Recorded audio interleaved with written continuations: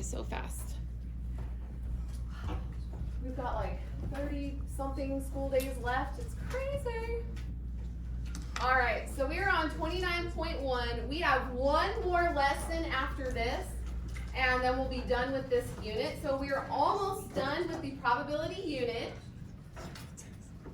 So we're going to be looking at 29.1, the multiplication rule today. So here's what we have left to go.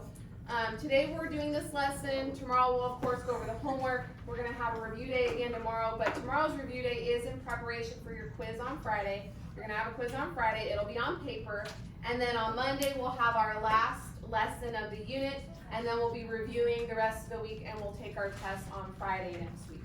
So we're almost done with the probability unit, and then we'll be moving on to circles after that, and then we will be done.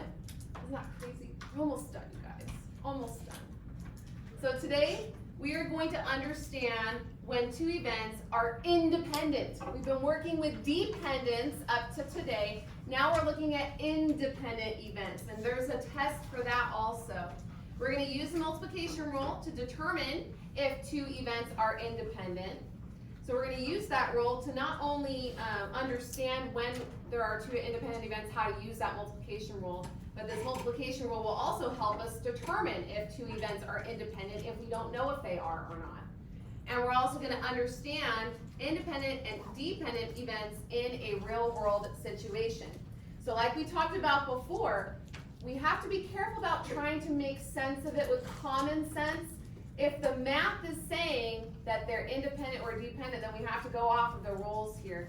We're not always looking at if one event affects the other based on common sense. We're looking at the numbers. So be careful about trying to overthink things. We are human though, I do it too, so I have to tell myself this also.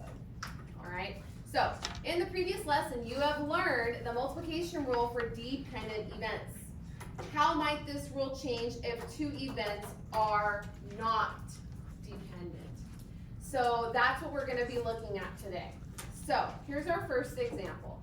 Suppose we have a set of 40 cards consisting of blue, green, red, and yellow cards. Each color has 10 cards labeled 1 through 10 as indicated in the chart below. So we've got 10 blue cards, 10 green, 10 red, 10 yellow. If a card is selected at random, is an 8, a 9, or a 10, you're going to win a prize. Woohoo! What is the probability that you will win a prize? Okay, so this is our first question. So probability of winning a prize. Probability of a prize. Oops, I forgot the E. Okay, well, we need our total number of outcomes. So how many cards total are there listed in that sample space? 40, right. There's 10 in each color. There's 4 colors. 10 times 4. There are 40 cards. How many of these cards will get us a prize? It's not 30. It's not 3. It is 12. Right. It's 12 because you can get a blue 8, a green 8, red 8, or yellow 8. You could get a blue, green, red, or yellow 9, a blue, green, or red, or yellow 10. So that's 4, 8, 9, 10, 11, 12. So that's 4 times 3 is 12. 12 cards could get us a prize out of the 40. So then all we have to do to find the probability is we could reduce that fraction and write it as a fraction, but we know it's just simpler to just do the division and get it as a decimal, and it ends up being exactly 0.3. So 30% chance of winning a prize off of the sample space. Okay, that wasn't so bad. Letter B, suppose someone selects a card for you and tells you that the card is blue. So you know the card is blue, but they don't tell you what the number is on the card. Does this change the probability that you will win a prize? You think it's going to change the probability if we know the color is blue? Some of you are saying no. Okay. Show the calculation that leads you to your answer. So I haven't told you if it's yes or no. Let's see what happens.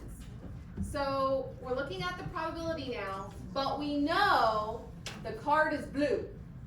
So we have some given information. The card is blue. So now we're looking at the probability of winning a prize given the card is blue. Well, how many blue cards are there? How many of those blue cards will win you a prize? 3. 3. Isn't 3/10 0.3? So did the probability change? No. No. Knowing the color of the card did not change the probability. So it just reduced the fraction. Exactly. And yeah, even if we divide this by 12, 12 divided by 4 is 3, 40 divided by 4 is 10. Yeah, it's just the reduced fraction. It's the same thing reduced, okay? You're right. So then it says in letter C, using probability notation, the probability you found in part A is written as P of prize. How would you use probability notation to write probability in part B? Well, I already jumped the gun on that one. I already wrote it using probability notation, so let's just write it again. Probability of winning a prize given the card was blue. Okay. I like to do it that way first off, so it doesn't make sense why the book does that again, to me anyway, because for me, knowing how it is written this way tells me how I'm going to proceed with the math. So it helps me to write the notation down first. Okay, so I don't know if that helps you, but I know for me, the way I think through things, it helps me a lot. So do what works for you. You know, you don't necessarily have to write the notation every single time unless they specifically ask for it. All right, the fact that the probability of prize given blue and probability of prize are equal, circle the word equal, it tells us that the events winning a prize and picking a blue card are independent. So let's hop on over to the math terms box over here. Independent events, two events are independent if the result of the second event is not affected by the result of the first event. Okay, so two events like getting a prize and the card being blue, they don't affect each other. They are independent events. The result of the second is not affected by the result of the first. So knowing that the card was blue did not matter, did not determine if we were going to win a prize or not. It didn't change the probability at all. Okay, so knowing that the card is blue doesn't change the probability that you win a prize. If two events are independent, the following is true. Two events, A and B, are independent if the probability of A given B equals the probability of A, and the probability of B given A equals the probability of B. So notice the order of the letters. When you have A given B, it always equals the probability of the first letter, which was A. If you reverse the order, probability of B given A, then it should equal the probability of B, the first letter. So that's how I remember that rule. It's just the given conditional probability, the first letter should be what it is equal to. Okay, that's how I think of it. All right, so that is our new rule for today. For independence, we're going to be using this rule a lot today. Go ahead and turn that page. And if you've noticed on the board to your left, I have listed all the rules that we have so far. I need to add on there the multiplication rule. I didn't have room, so I'm going to have to move that Little Mermaid poster. But I have them all right there so that you guys can refer to them, okay? I'll also keep them up there the day of the test, but also for the test, I'm going to give you an index card like I always do. That's just what I do. All right, so we use this relationship to determine if two events are independent. So suppose that you roll a cube with faces numbered 1 through 6. Let E be the event that the cube shows an even number, okay? Let F be the event that the cube shows a number greater than 2, and G is the event that the cube shows a number greater than 3. So before we even proceed there, I want to list out event E, F, and G so that I know what I'm dealing with. I like to have a visual. So I'm going to put that over here. We know a number cube has numbers 1, 2, 3, 4, 5, 6. It's just a regular die, okay? So event E, it says the cube shows an even number. So for event E, I'm just going to put E, capital E, and a colon. The even numbers are what? 2, 4, 6. So this event being successful would mean you would roll a 2, a 4, or a 6. Okay. Then event F is the cube shows a number greater than 2. What numbers are greater than 2? 3, 4, 5, 6. So that is event F. Being successful for event F means that you're getting those 4 numbers. And then event G is the event the cube shows a number greater than 3. What numbers are greater than 3? 4, 5, 6. Right, that means pretty simple, identifying those. So now it says to find the probability of E. So probability of E equals, so event E. Well, remember, it should be out of the total. What is the total number of outcomes when you roll a die? 6. So event E has how many numbers? 3. So it should be 3 out of 6. What does this reduce to? 1/2. Or, as a decimal, what would this be? 0.5. 50%. That wasn't so bad. That was easy. Alright, letter B, it says find the probability of E given F. And then we have to say if E and F are independent events. So let's start with probability of E given F. The given information always goes where? In the bottom, in the denominator. So F is the given information, so that needs to go in the denominator. How many numbers are in event F? 4. So 4 goes in our denominator. How many of those numbers are both event E and event F? 2, right, because they both share a 4 and a 6. So they share, that's where they both have those 2 numbers in common, because it has to be and, it has to be both. So 2/4 reduces to what? 1/2, right, or 0.5. I'm just gonna keep 1/2, bless you, okay? And then it says, find the probability of E given G. Oh, hold on, stop. We didn't answer if these were independent, my bad. Let me back it up a little bit. So we're back over here, this was 1/2. So if you look at the multiplication rule from the last page,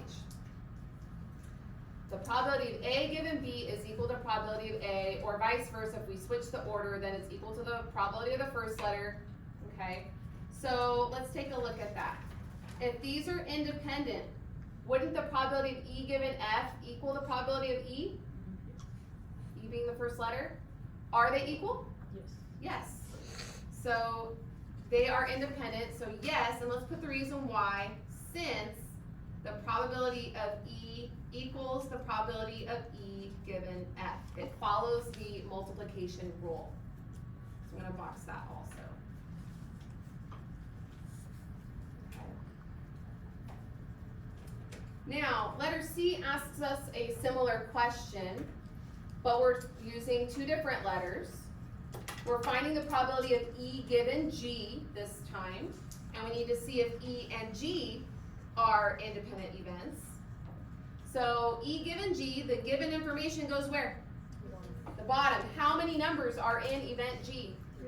3. So it should be out of 3. And how many of these numbers are in both E and G?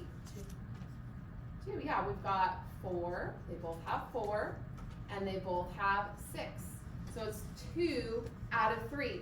Well, for these to be independent events, that means the probability of E given G should be equal to the probability of E. Are they equal? So are they independent? No.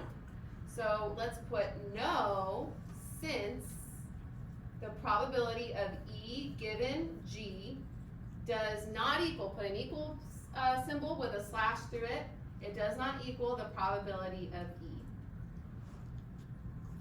And that's how you use the multiplication rule to tell if 2 events are independent or not. Okay? You're verifying if it's true or not. If it's true, then yes, they're independent. If it's not true, then no, they're not independent, which means they're the opposite. Okay? So sometimes you're only given the probabilities, and you would like to determine if the events are independent or not. These are actually pretty simple because they gave you the probabilities. You just have to use them with the multiplication rule to tell if 2 events are independent or not.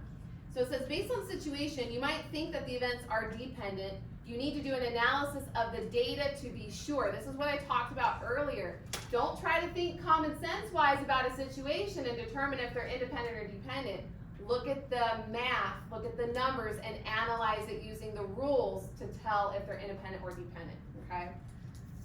All right, so number 3, tree diagram, my favorite. Says, let the event that it is sunny tomorrow be S, and let the event that Emily will go jogging be J. The probabilities are shown. So S means sunny, so what does S complement mean? J means jogging. What does J complement mean? Not jogging, right? And every pair of branches adds up to what? 1. Good. All right, so it says find the probability of J. Okay, I'm going to use my highlighter to symbolize what's happening here, because the probability of J means that this person's going jogging. Okay, well, jogging happens in 2 paths, doesn't it? So it could be sunny and she goes jogging, or the other path is it could be not sunny, but she still goes jogging. So there's 2 ways to get there. So the first path, what do we do with these 2 probabilities? You multiply them. So 0.7, it's sunny, and she goes jogging. And then we have to add it to the other path. So that would be, it's not sunny, 0.3, and she still goes jogging, 0.8. Okay, you did this in the 28.2 assignment also, okay? So you've done it a few times, and you also did it in last night's homework. All right, so 0.7 times 0.8. What is regular 7 times regular 8? 0.56, right? And what's regular 3 times regular 8? 24, so 0.24. Remember, if it's 2 digits, it should be just that same thing with the decimal in front, because these are decimals. And what is 0.56 plus 0.24? 0.80. So she has an 80% chance of jogging tomorrow. Now, in part B, now that we found the probability of jogging, it says find the probability of J given S and the probability of J given S complement. So the probability that she jogs given it's sunny and the probability that she jogs given it's not sunny. Are J and S independent events? Are J and S complement independent events? So I'm going to go over to the left real quick. We have to use our independence test, the multiplication rule. So here's what I want you to write. It's independent if the following happens. Using the multiplication rule, we're supposed to find the probability of J given S. If it's independent, what should it equal? Probability of J. Right, we're checking for this. For the other one, the probability of J given S complement, they're independent if it equals what? Probability of J. Remember, it's always the first letter for the multiplication rule here. Okay, so let's test it out. We already know that the probability of J is 0.80. So this is what we're looking for to happen. If whatever we get for J given S and J given S complement is 0.80, then they're independent, okay? So let's first look for probability of J given S, okay? So remember, when we're using given information on a tree diagram, we follow the branches. So we start with the given information, so it's sunny, so we're on the sunny branch, and she goes jogging. Where do we land? 0.8. Okay, are J and S independent then? Yes. So check. Now let's look for probability of J given S complement. So this time we're given that it's not sunny, so we have to follow the not sunny branch, and she goes jogging. Where do we land? 0.8. And it does equal the probability of J. So yes, so were these events independent? Yes, they were. So yes, they are. So they, apostrophe RE, independent.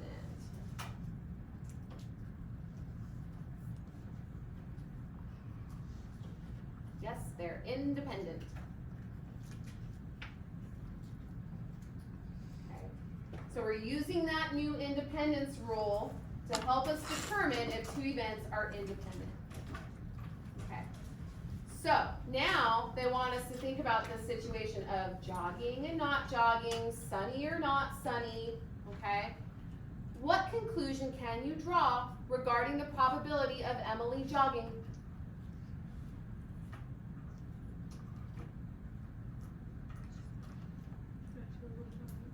She's gonna go jogging whether it's sunny or not. She's going jogging, yeah. Her chances of jogging are 80% overall, whether it's sunny or whether it's not sunny. So she's my type of gal. Emily will more than likely, because 80% is a lot bigger than 50%, more than likely go jogging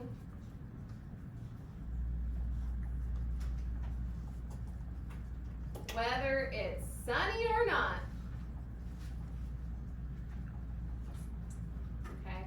Because we not only have to do the math, we have to understand what we're dealing with, because probability is very real life relatable. So that's why there's so much wording, there's so much reading, because it's real life, so it's all word problems. There's hardly any other way to go about it. Has to be something relatable to real life, which means we gotta read. So yeah, sometimes we have to read in math. Go ahead and flip it over to a page. So, number 4. It says, now let's look at the probabilities of another jogger.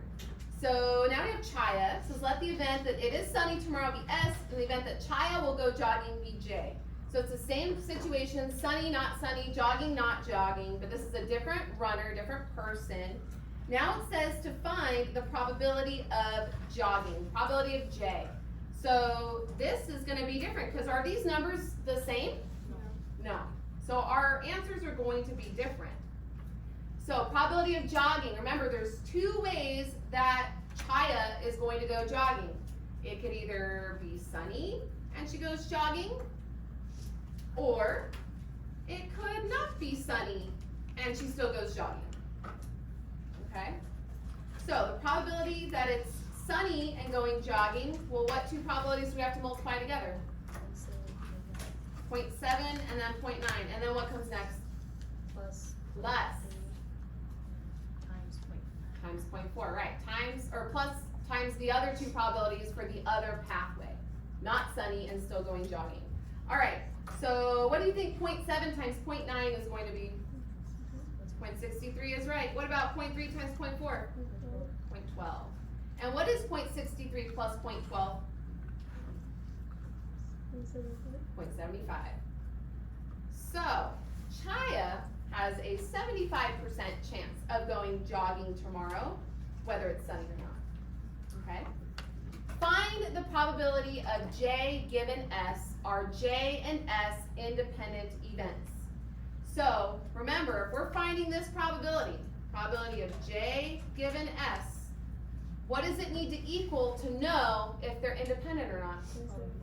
0.75, right, probability of J. Remember, it's always the first letter, okay? So, let's look at the given information. The given information always goes where? The bottom, oh, sorry, never mind. We don't need to worry about the whole bottom situation. It's gonna work out this way because it's a tree diagram. So we start with the given, so we're on the S branch. And then I'm ending at the J branch. So where do we end?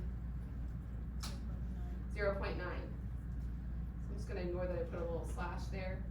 0.9. Oh, are these events independent then? No. 0.9 does not equal 0.75. So these are not independent.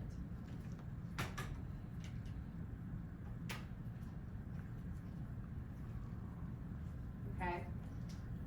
I keep wanting to do the whole denominator thing with the tree diagram, so just watch out for that. Remember, it's your road map. It's a road map when it's conditional probabilities on a tree diagram. So the branches, wherever you land at, that's what the answer is, okay, for a tree diagram.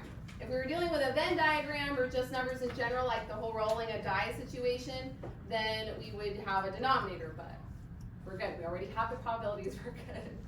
All right, letter C. Is Chaya more or less likely than Emily to jog tomorrow? She's less likely. She has a 75% chance. What did Emily have? An 80% chance. And it looks like if it's not sunny, her chances of jogging is way less. She's not likely to jog if it's not sunny out, okay? So for here, we'll put Chaya is less likely.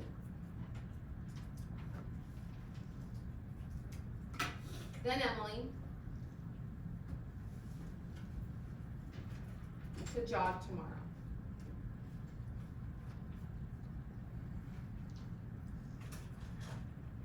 The probability, I'm just going to put prob for probability, that Chaya jogs depends, this is a dependent event, depends on the weather. And honestly, I'm probably more like Chaya than I am like Emily, because like today, I would have run today, because it's nice, the weather's nice, but it's really windy. I don't want to run in that. That's not fun, so I'm not gonna do it. So I'm gonna be more like Chaya. Even though I have a race on Saturday, I probably should run today, but I don't want to. Yeah. It always sucks because you're running and then you get a lot of wind and you can breathe. Mm-hmm. Yes, it takes your breath away literally. Like I can't breathe, and I'm being pushed. And I'm slow. Yeah, it's not fun. I don't like running in the wind. It sucks. All right, we're gonna do the check your understanding down here, number 5. Says the question in the previous activity told us about the Cocoa Trust cranes. The cranes are categorized as shown in the table below. Everything in that table is given. There's nothing for us to fill in the blanks on. Nothing's missing. Got our gray crowned cranes, white naped cranes, Stanley cranes, male and female. Suppose the crane is selected at random. Find the probability of male. So we need to find this, probability of male, and probability of male given Stanley. So there's 2 things we need to find. Are these events independent is what it's asking. Are the events as male and is a Stanley crane in this population independent? So first of all, to be independent, that means the probability of male given Stanley should equal what? Probability of male. So we need to find these things individually and see if they're equal. So the first thing, let's just start with probability of male. That's probably the easiest. Let's find the probability of male. So, how many total cranes are there? 90. The total is 90. How many of these cranes are just male? 44. So 44 out of 90, that's 44, oops, not 4. Oh my gosh, 44 divided by 90. Let's round this to the nearest hundredths. What would I write? 0.49. So this is 0.49. Okay. So for these to be independent, then probability of male given Stanley should also be 0.49. So now let's try the probability of male given Stanley. Now our table over here is not a probabilities table, so we have to do the whole given goes where? In the bottom, in the denominator situation, because I don't have probabilities here. These are just the counting numbers. All right, so we're given Stanley. So what is the total number of Stanley cranes? 30. How many of those Stanley cranes are male? 11, right. So it's 11 out of 30. 11 divided by 30 is to the nearest hundredth. What would I write? 0.37. Are these events independent? No. Nope. So, not independent. They didn't equal, so they're not independent. That means they must be dependent.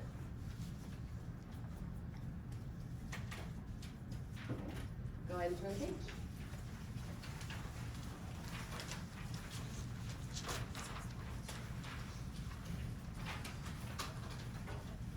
We're not doing the rest of that. Check your understanding box, 6 or 7. We're not doing that.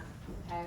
So it says, in the first part of this lesson, we showed that for 2 independent events, the probability of A given B is equal to probability of A.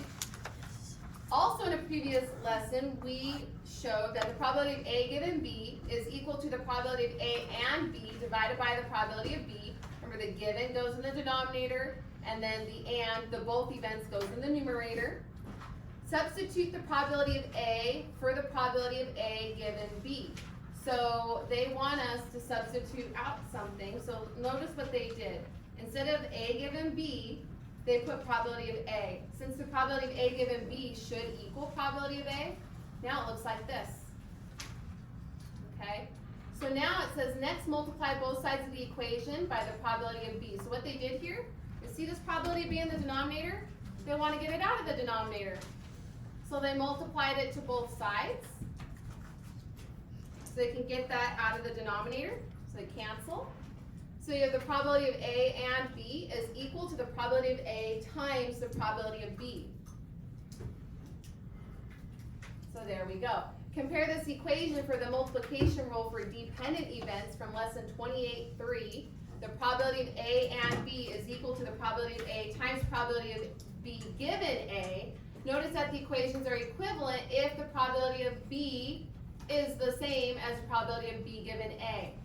So remember, if these are equal, we learned today that that means A and B are independent events. So we can use these interchangeably for whether they're independent or dependent, but we have to be careful because it's going to be slightly different if they're dependent Please, events. Potter Plus, come by the Wellness Center to sign up Homework for is your on Potter Google Plus game. Classroom. Have a It's great a day, PDF. Fulton. Have a great rest of your day. What time do we get out? 3 minutes?